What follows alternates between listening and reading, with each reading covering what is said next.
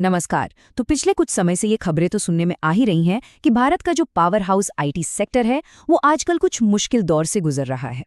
तो चलिए आज इसी की तह तक चलते हैं और समझते हैं कि आखिर हो क्या रहा है। तो वो सबसे बड़ा सवाल यही है, ये सब हो क्यों रहा है?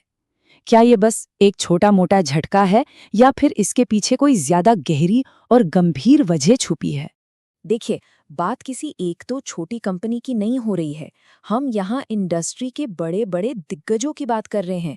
इन्फोसिस, टीसीएस, विप्रो, ये सब के सब इस दबाव को महसूस कर रहे हैं।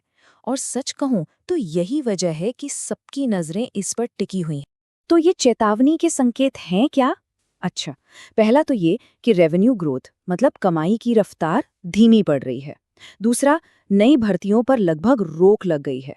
और तीसरा, क्लाइंट्स अपने प्रोजेक्ट्स को टाल रहे हैं।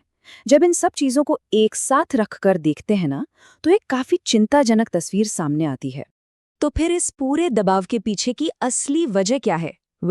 पता चलता है कि इसका सबसे बड़ा कारण ग्लोबल इकोनॉमी यानी कि वैश्विक अर्थव्यवस्था ही है। अब जरा इस पर गौर कीजिए। भारतीय आईटी कंपनियों के सबसे बड़े क्लाइंट्स कहाँ हैं? अमेरिका और यूरोप में। और ये वही जगह हैं जहां मंदी का डर सबसे ज्यादा मंडरा रहा है। तो मतलब साफ है, जब उनकी अर्थव्यवस्था में सुस्ती आती है तो उसका असर यहां महसूस होना तो तय है। ये बिल्कुल एक डोमिनो इफेक्ट की तरह काम करता है। सोचिए, पश्चिम में मंदी का डर बढ़ता है। इससे वहां की कंपनियां अपने खर्चे घटाना शुरू कर देती हैं। और सबसे पहले कैंची कहाँ चलती है? ज्यादातर मामलों में आईटी के बजट पर ही।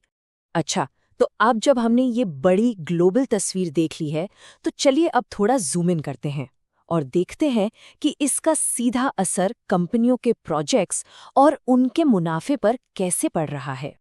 कोरोना का दौर याद है? उस वक्त एक जबरदस्त डिजिटल बूम आया था। हर कोई ऑनलाइन जाने की होड़ में था। खैर, अब वो रफ्तार थोड़ी थम सी गई है।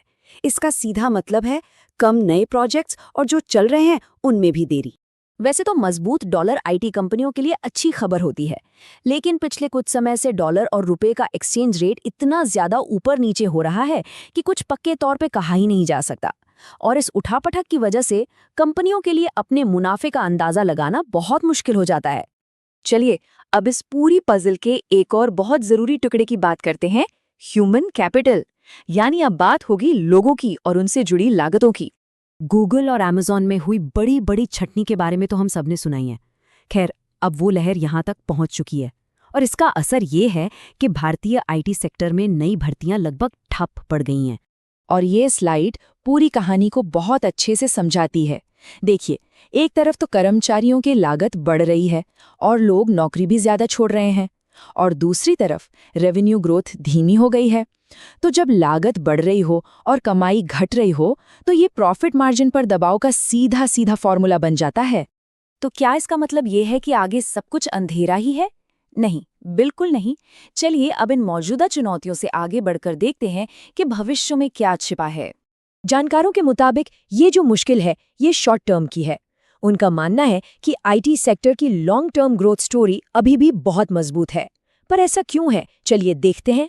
तो भविष्य को कौन सी चीजें रफ्तार देंगी? सोचिए, आर्टिफिशियल इंटेलिजेंस, क्लाउड कंप्यूटिंग और साइबर सिक्योरिटी के बारे में।